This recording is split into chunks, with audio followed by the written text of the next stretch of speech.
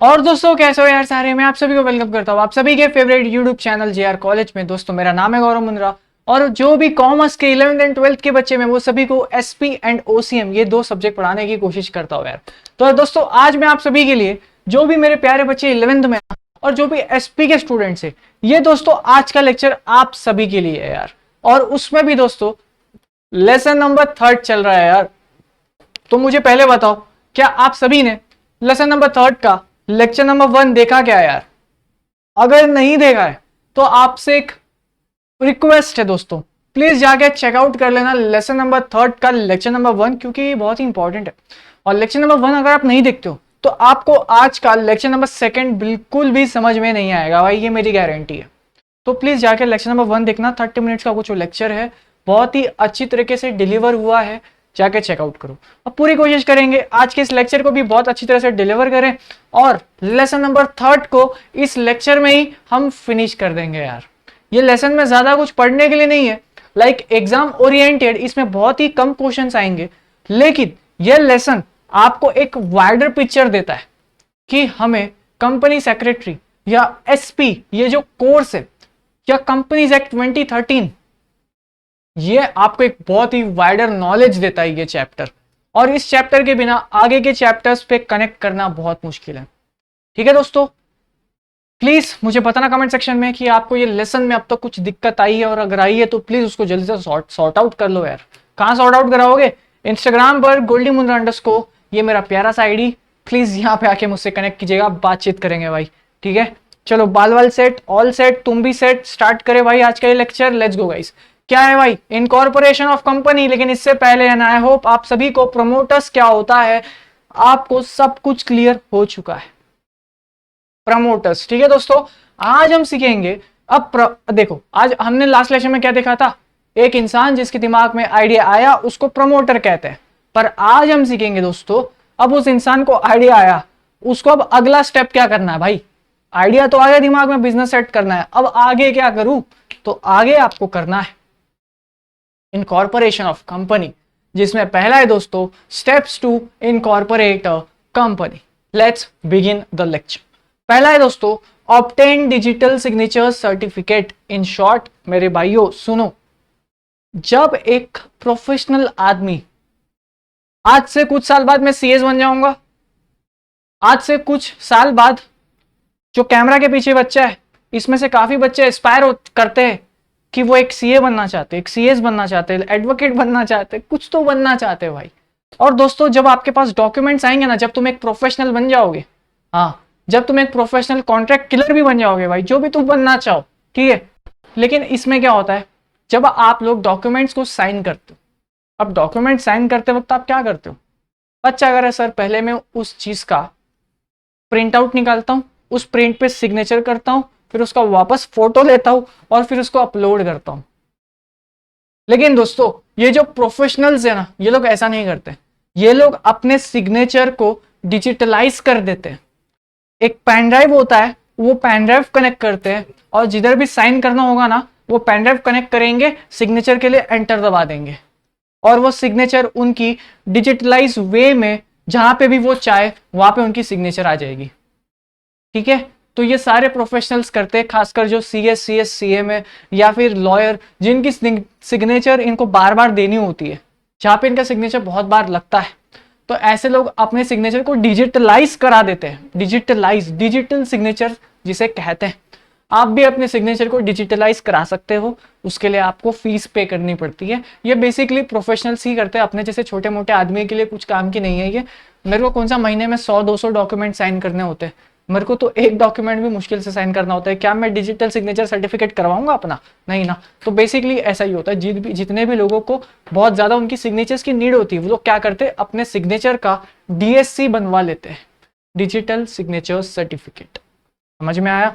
बस आसान सा। तो सबसे पहले जब आपको एक कंपनी इनकॉर्पोरेट करना है दोस्त, तो आपकी ना बहुत सारी जगह सिग्नेचर लगेगी, आज से और आज से आगे भी हर बार। तो आप क्या करो, अपने सिग्नेचर को डिजिटलाइज करा दो।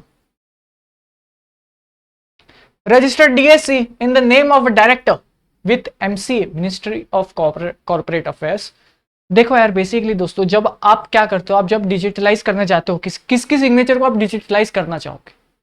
कंपनी तो एक आर्टिफिशियल इंसान है, कंपनी के बिहाफ में आप लोग साइन करते हो, तो कौन कंपनी के बिहाफ में साइन करेगा, आपको पहले ये आइडेंटिफाई करना है। ये mostly first directors of the company होते हैं, ये ज्यादातर प्रमोटर्स ऑफ द कंपनी होते हैं। आप ऐसे लोगों की पता है क्या करते हो, ऐसे लोगों देखो कंपनी पे, फॉर एग्जांपल यार, टाटा लिमिटेड, टाटा सन्स सबसे ज्यादा किस पे भरोसा करते होंगे? आज से बहुत सालों पहले, जब रतन टाटा सर जब एक बहुत ही यंग गन होते थे, जब वो बहुत ही यंग होते थे, 25-30 साल के ही होते थे, तब दोस्तों उनके नाम पे डिजिटलाइज सिग्नेचर चलती थी, क्योंकि यार सबको पता है उनका क्या इन्फ्लुएंस होता था उस कंपनी पे। जब आज से कुछ साल पहले मुकेश अंबानी सर बहुत यंग हुआ करते थे, तो उनके नाम पर भी डीएससी वगैरह होता था।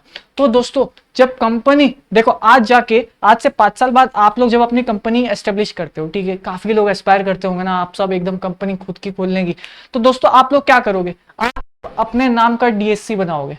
तो ऐसे ही कंपनी जिस पे भरोसा करती है, कंपनी उसका डिजिटल सिग्नेचर सर्टिफिकेट बना लेती है, और ये मोस्टली डायरेक्टर होता है। तो ये जो डायरेक्टर है, ये एमसीए के पास अपने आप को जाकर अच्छे से रजिस्टर करवा लेगा भाई। समझ में आया?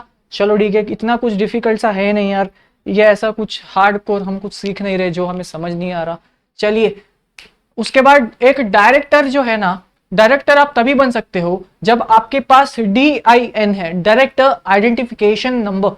बेसिकली दोस्त, कॉलेज में आपको एडमिशन नंबर मिला होगा, कॉलेज में आपको रोल नंबर मिला होगा,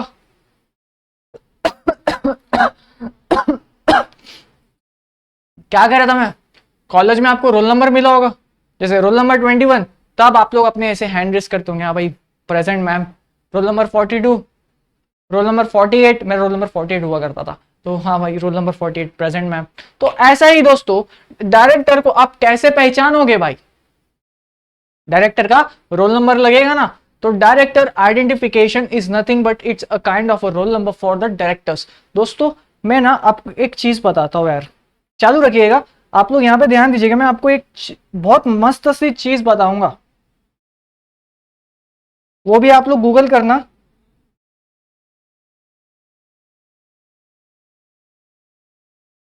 दोस्तों गूगल पे लिखो कि पहला DIN ऑफ इंडिया किसके पास है, फर्स्ट DIN ऑफ इंडिया किसके पास है, और वो DIN नंबर क्या है। बहुत मस्त सी चीज है, आज आपको बहुत कुछ सीखने को मिलेगा। मैं आपको कहता हूं ना, हर बार एक व्यक्ति के बारे में हम समझते आ रहे हैं, और मैं उसको उनके बारे में जब भी बात करता हूं, तो मैं उनके आगे एक लीजेंड वर्ड लगाता हूं। तो आपको सर्च करना है गूगल पे कि फर्स्ट DIN ऑफ इंडिया, मतलब अपने देश का पहला डायरेक्टर आइडेंटिफिकेशन नंबर किसको दिया गया था, और जिसको दिया गया था क्या नंबर दिया गया था, ये आपका होमवर्क है, आपको कमेंट सेक्शन में लिखकर बताना है, गूगल करना, मिल जाएगा।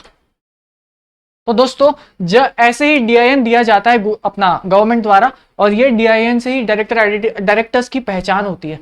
तो जितने भी पूरी दुनिया में जितने भी अपने देश के खासकर डायरेक्टर्स है ना, उनको आप नाम से तो नहीं पहचान पाओगे, आप उनको बोलोगे सर आपका DIN दो ना प्लीज, आप वो DIN की रजिस्टर में सर्च करोगे, उनका नाम प्रकट हो जाएगा। तो इस तरह से चलता है भाई सिस्टम। और पहला DIN किसको अलॉट किया था, क्या नंबर था, ये आपका होमवर्क है, ये पता होना चाहिए भाई कि उनको लीजेंड क्यों बोलते हैं, इसी वजह से बोलते हैं यार। चलो आगे, अब देखो यार, आप अब देखो 3 स्टेप्स थे। पहला स्टेप क्या था, ऑब्टेन DSC, रजिस्टर्ड DSC, उसके बाद ऑब्टेन DIN। समझ में आया यहां तक? बहुत आसान। अब देखिए, apply for reservation of name. दोस्तों नेक्स्ट स्टेप होता है कि आप अपने कंपनी का जो भी नाम रखना चाहो, जैसे मैं अपनी कंपनी का नाम रखना चाहता हूं गोल्डी, तो मैं क्या करूंगा भाई, MCA की वो ROC के ऊपर वो वेबसाइट पे जाऊंगा, उनके द्वारा फॉर्म दिया जाएगा, वो फॉर्म फाइल करूंगा, अपने नाम को रिजर्व करूंगा। अब फॉर्म अपना रिजर्वेशन ऑफ नेम के लिए फॉर्म फाइल होता है, आपके बुक में दिया है, रीड कर लेना बस। लेकिन आपको ये स्टेप समझना जरूरी है, समझ में आया? अरे कंपनी एस्टेब्लिश करने से पहले आपको कंपनी का नाम रिजर्व करना पड़ेगा। कई बार ऐसा भी होगा कि वो कह देगा कि सॉरी सर, गोल्डी नाम की कंपनी तो ऑलरेडी एस्टेब्लिश्ड है, आपको कुछ और नाम रखना पड़ेगा। तो फिर मैं उसको 3-4 नाम के और सजेशन दूंगा, फिर वो मुझे ROC वाला बोलेगा नहीं सर आप ये नाम तो ले नहीं सकते। या फिर सोचना दोस्तों, आपने कभी सोचा है क्या मैं कुछ ऐसा इलीगल वर्ड से अपना कंपनी का नाम रख सकता हूँ?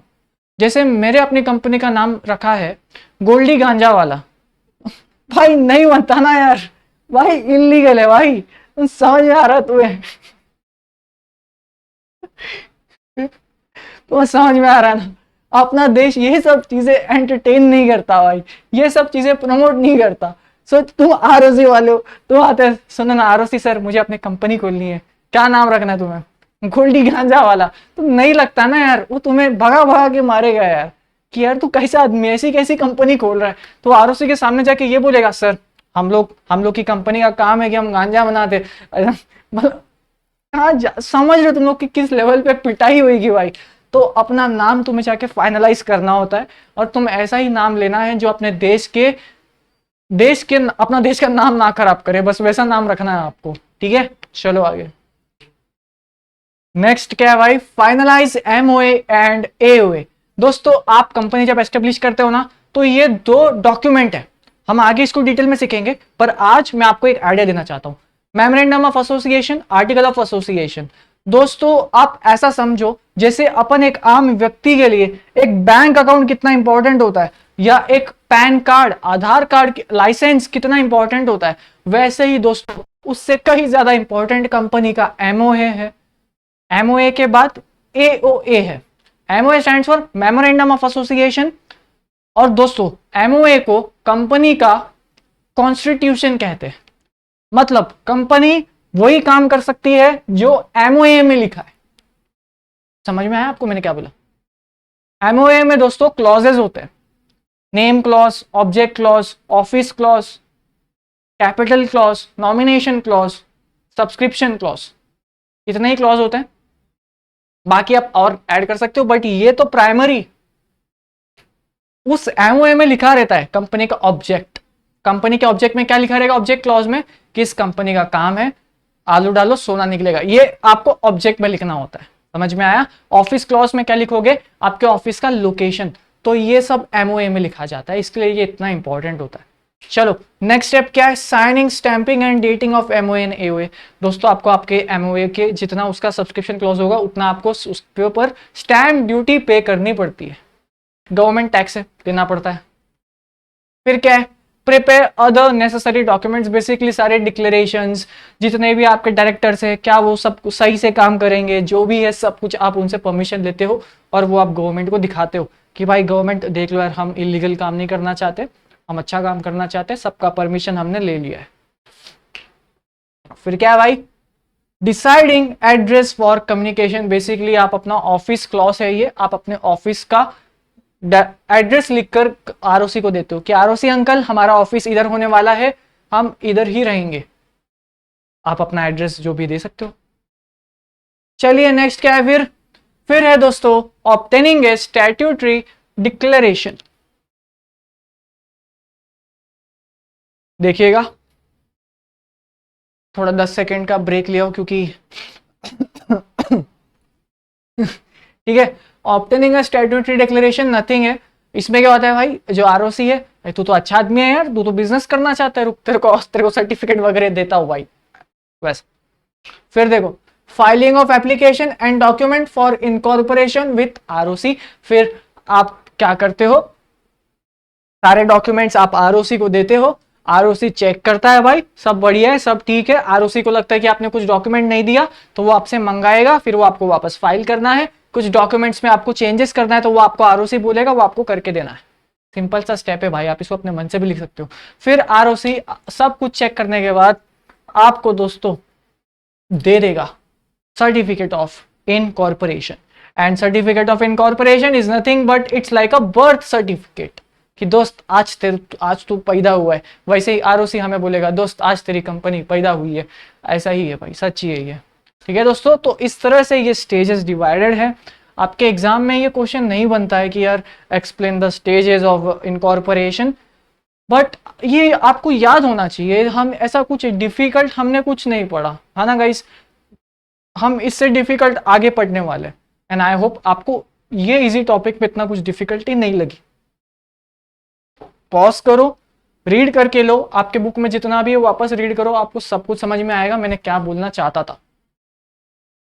अब दोस्तों यार ये एक नया टॉपिक हम चलेंगे अभी आगे, छोटा सा टॉपिक है लेकिन अगेन वेरी इंपॉर्टेंट है, एग्जाम में क्वेश्चन नहीं आएगा बट आपको पता होना चाहिए, ये बहुत ही ज्यादा इंपॉर्टेंट है, इट्स फॉर नॉलेज पर्पस। और ये अच्छा है कि आप सबको अभी से सिखाना ये लोग ने स्टार्ट किया है। आप मानोगे नहीं, ये सब सीएस में दोस्तों, कंपनी सेक्रेटरी, ठीक है। और काफी सीएस को भी ये याद नहीं होगा क्योंकि यार भूल जाते हो लोग, मजाक कर रहा हूँ भाई, वो भूल जाएंगे तो उनका सैलरी कट हो जाएगा उनका, अरे मैं यही हूँ। चलो यहाँ पे देखो, अभी यहाँ पे टॉपिक पे ध्यान दो, allotment of corporate identity number CIN, क्या बोले तो कॉर्पोरेट आइडेंटिटी नंबर CIN। अरे तुम्हें रोल नंबर मिलता है ना भाई, ये वही है। अब रोल नंबर कैसे, 11th class division B, roll number 48, can you come out of the class, तो वो बच्चा जो है वो बाहर आएगा। ऐसा ही होता है स्कूल कॉलेज वगैरह में, ऐसा ही होता है।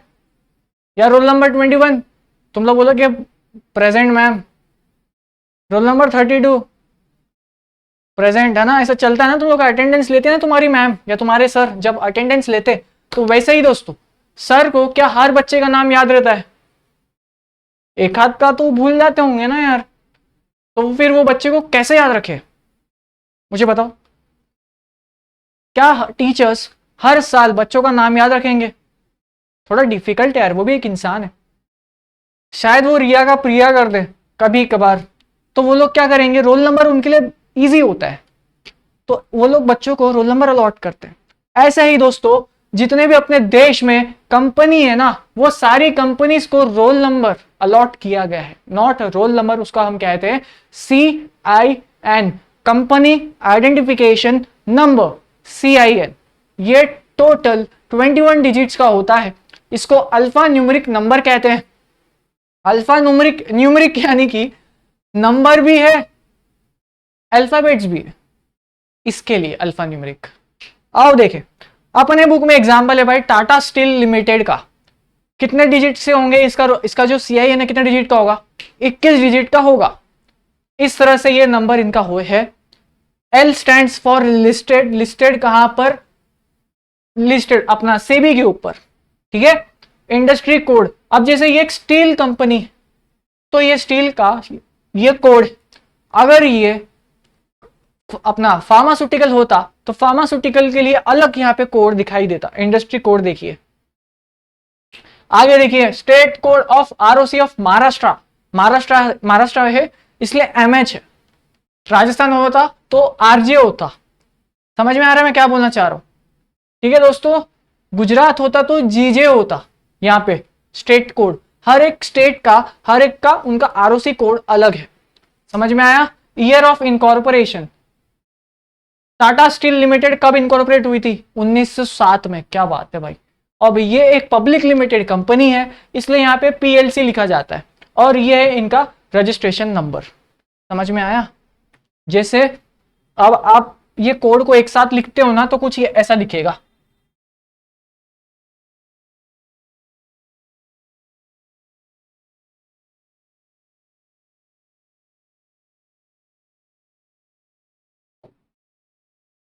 तो ये कोड कुछ ऐसा दिखेगा। देखो इसे दिखने में कितना डिफिकल्ट लग रहा है यार, लेकिन आप ही अभी आप नहीं तो आपने ही दोस्तों इसको सीखा है अभी जस्ट, इसको हम ऐसे डिवाइड कर देंगे, है ना। अब रीड कर सकते हो, आज से पहले हम रीड नहीं कर पा रहे थे, अभी 2 मिनट पहले, पर हमने अभी अभी सीखा दोस्तों। क्या L स्टैंड्स फॉर लिस्टेड, ये क्या है इंडस्ट्री कोड है, ये क्या है स्टेट कोड है, ये क्या है ईयर ऑफ इनकॉर्पोरेशन, ये क्या है पब्लिक लिमिटेड कंपनी, और ये क्या है कंपनी का रजिस्ट्रेशन नंबर। आप सभी के लिए होमवर्क है, आज आपको 2 होमवर्क है भाई, एक तो शुरुआत वाला, और अब है आपका होमवर्क दोस्तों, आपको गूगल पर कोई भी कंपनी जो आपको दिमाग में आ रहा है, बाटा टाटा जिसका नाम याद आ रहा है भाई, बाटा CIN नंबर आपको कमेंट सेक्शन में लिखना है, Reliance CIN number comment section में लिखना है, गूगल करना है, गूगल से उठा के कॉपी करना है, और जो बच्चा ऐसा बाइफरकेट करके बता देगा मेरे को ज्यादा खुशी होगा उसको देखकर, ठीक है। करोगे पक्का, देखो आपको ही सीखने मिलेगा इसलिए मैं कह रहा हूं। आप कमेंट सेक्शन में नहीं करोगे मुझे तो भी प्रॉब्लम नहीं है, लेकिन प्लीज ये आप खुद से फाइंड करने की मेहनत करना, और नहीं कर पाओ तो मुझे इंस्टा पे कांटेक्ट करना, मैं बताऊंगा कैसे सर्च किया जाता है। चलेगा, पक्का करोगे। देखो करोगे तो तुम्हें ही कुछ सीखने मिलेगा, बाकी मेरे को तो क्या है यार। चलो दोस्तों हम अब इतने देर से चिल्ला रहे हैं कि certificate of incorporation, certificate of incorporation. भाई ये होता क्या है भाई? मैंने आपको बताया था ये एक काइंड ऑफ बर्थ सर्टिफिकेट जैसा है। तो आओ समझते हैं सर्टिफिकेट ऑफ इनकॉर्पोरेशन इतना इंपॉर्टेंट क्यों है। After verifying all the documents, ROC जो है ना भाई, सारे डॉक्यूमेंट्स देखता है भाई। हाँ भाई सब बढ़िया है, ठीक है भाई, तेरी कंपनी तो सब सही लग रहा है मुझे, चल आ जा भाई, पकड़ ये ले। आरओसी एकदम सेटिस्फाइड आपके सारे डॉक्यूमेंट से। आरओसी अब आपको डॉक्यूमेंट देगी और वो डॉक्यूमेंट होगा सर्टिफिकेट ऑफ इनकॉर्पोरेशन। एंड क्या है वो? बर्थ सर्टिफिकेट के तरह है। जैसे ही वो सर्टिफिकेट मिलेगा इसका मतलब है कि हमारी कंपनी का भाई क्या हो गया है, हमारे कंपनी का जन्म हो चुका है इस दुनिया में। समझ में आया? कुछ इस तरह से ये सर्टिफिकेट ऑफ इनकॉर्पोरेशन इंपॉर्टेंट है। क्या लिखा है? एक सर्टिफिकेट ऑफ इनकॉर्पोरेशन पता है कैसा होगा भाई? सर्टिफिकेट ऐसा बस यहां पे लिखा होगा सर्टिफिकेट ऑफ इनकॉर्पोरेशन। और क्या लिखा होगा? ये देखो ये लिखा होगा नेम ऑफ कंपनी, इसका CIN number, date of issue, कब आपको मिला ये सर्टिफिकेट, उसके बाद पैन कार्ड, टैन, ये टैक्सेशन के लिए काम आता है, सिग्नेचर विथ डेट। तो ये सर्टिफिकेट कुछ इस तरह से दिखता है कंटेंट। ये इंपॉर्टेंट क्यों है दोस्तों? ये एक बर्थ सर्टिफिकेट की तरह है। समझ में? ये एक बर्थ सर्टिफिकेट की तरह है। अगर ये सर्टिफिकेट मिल जाता है तो आपकी कंपनी एक लीगल पर्सन बन जाती है। दोस्तों हमने सीखा ना शुरुआत के लेक्चर में कि company is a legal person, it's an a legal entity, ये एक परपेचुअल सक्सेशन है। तो आप ये सब तभी ही कहलाओगे जब आपके पास सर्टिफिकेट ऑफ इनकॉर्पोरेशन रहेगा। समझ में आया? पक्का? ये देखो, can be sued and can sue in its own name. समझ में आया? मतलब ये खुद के नाम पे केस कर सकते हैं, खुद के नाम पे केस भी होगा अगर आपके पास सर्टिफिकेट ऑफ इनकॉर्पोरेशन है। अगर आपके पास सर्टिफिकेट ऑफ इनकॉर्पोरेशन आ जाएगा तो कानून के नजर में आप एक लीगल इंसान हो। कंपनी आपकी बात कर रहा हूं मैं। समझ में आ रहा है? अगर आपके पास क्या है? Certificate of incorporation. Certificate of incorporation नहीं हुआ तो कानून के नजर में आपका अब तक जन्म ही नहीं हुआ है भाई, आप तो जिंदा ही नहीं हो। लेकिन जैसे ही सर्टिफिकेट ऑफ इनकॉर्पोरेशन आ गया, अब आप इस दुनिया में जिंदा हो, आपकी कंपनी अब इस दुनिया में है। और इस लेसन का last slide, last page, last important topic जो आपके एग्जाम में आ सकता है, बिल्कुल आ सकता है। ऐसा है question, steps to obtain certificate of commencement of business. दोस्तों एक चीज ध्यान रखना, certificate of incorporation and certificate of commencement of business are two different things. Certificate of incorporation तुम्हें पैदा होने का सर्टिफिकेट दे रहा है भाई, काम करने का नहीं सर्टिफिकेट है वो। तुम्हारा जन्मदिन हुआ है आज, ये उसका certificate, that certificate of incorporation. Commencement of business अलग चीज है, certificate of commencement of business यानी कि दोस्तों आप बिजनेस नहीं कर सकते अगर आपको सर्टिफिकेट ऑफ कमेंसमेंट नहीं मिल जाता। सर्टिफिकेट ऑफ कमेंसमेंट मिलेगा उसके बाद ही आप बिजनेस कर सकते हो।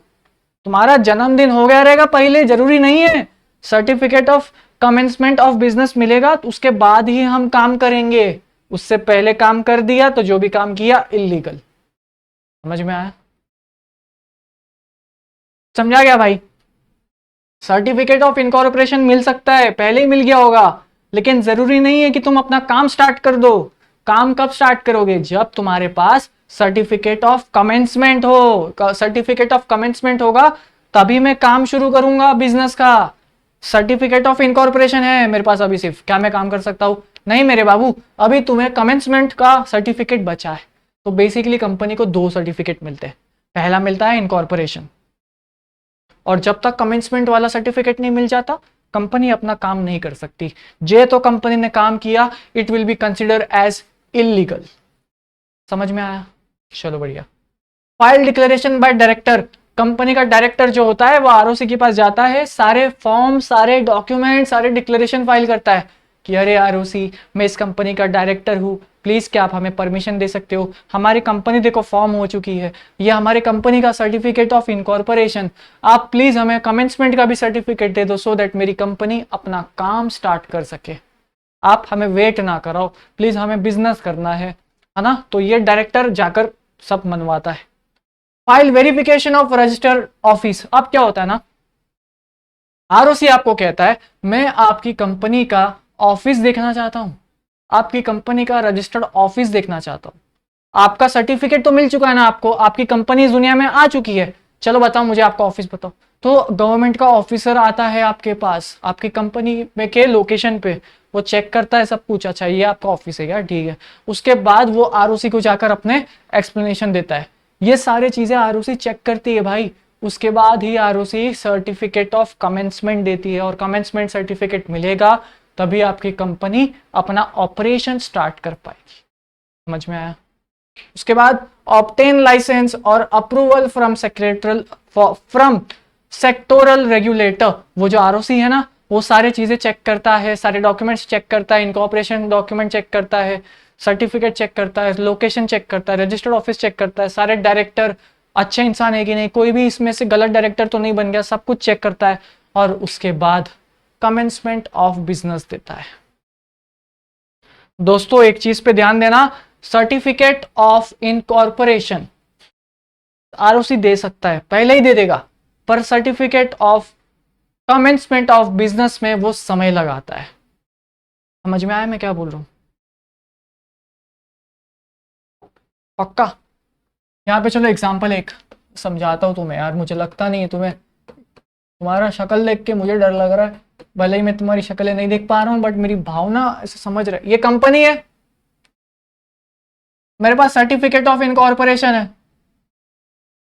मैं बाइक मैन्युफैक्चरिंग कंपनी है, बाइक मैन्युफैक्चर करता हूं मैं, कंपनी का नाम गोल्डी साकी है।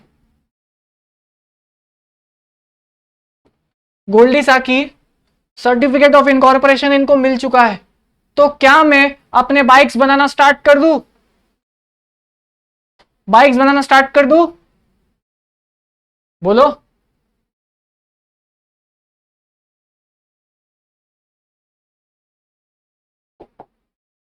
सर्टिफिकेट ऑफ इनकॉर्पोरेशन मुझे यहां मिला, सर्टिफिकेट ऑफ कमेंसमेंट मुझे यहां मिला, सर्टिफिकेट ऑफ कमेंसमेंट, ठीक है।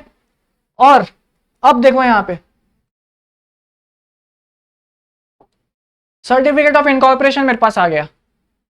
सर्टिफिकेट ऑफ इनकॉर्पोरेशन से पहले मैं बाइक बनाना स्टार्ट कर सकता हूं क्या? बिल्कुल नहीं। सर्टिफिकेट ऑफ इनकॉर्पोरेशन है मेरे पास, सर्टिफिकेट ऑफ इनकॉर्पोरेशन के बाद क्या मैं बाइक बना सकता हूं?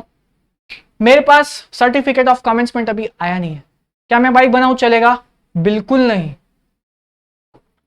मेरे पास सर्टिफिकेट ऑफ इनकॉर्पोरेशन भी है, मेरे पास सर्टिफिकेट ऑफ कमेंसमेंट भी है, क्या मैं बाइक बना सकता हूं? बिल्कुल हाँ। ठीक है, तो ये एग्जांपल था ना, आई होप आपको समझ में आ चुका है। एंड इसी के साथ दोस्तों लेसन नंबर 3 हमने यहाँ पर कितने आसानी से कंप्लीट कर दिया, एंड आई होप आपको सब कुछ समझ में आया है। इफ नहीं आया, कुछ भी डाउट समस्या, you can contact me over here on my Instagram goldymundra_, ये मेरा प्यारा सा इंस्टा आईडी है। Do let me know in the comment section की क्या आपको समझ में आया कि नहीं। मैं आप सभी का इंतजार करूंगा, आप सभी के प्यारे प्यारे कमेंट्स का, आप सभी के रेस्पॉन्स का, इंस्टा पे भी, यूट्यूब के कमेंट सेक्शन में भी। तो प्लीज मुझे बताना कैसा लगा आप सभी को ये लेक्चर, कैसा लगा आप सभी को ये लेसन का एक्सप्लेनेशन, तो please do let me know in the comment section. ठीक है दोस्तों, इसी के साथ ही हम अब ये लेक्चर को एंड करेंगे। मिलता हूं आप सभी से लेसन नंबर 4 में, और लेसन नंबर 4 में हम और जानेंगे कि एमओए एओए को और ज्यादा डिटेल्स में जानेंगे।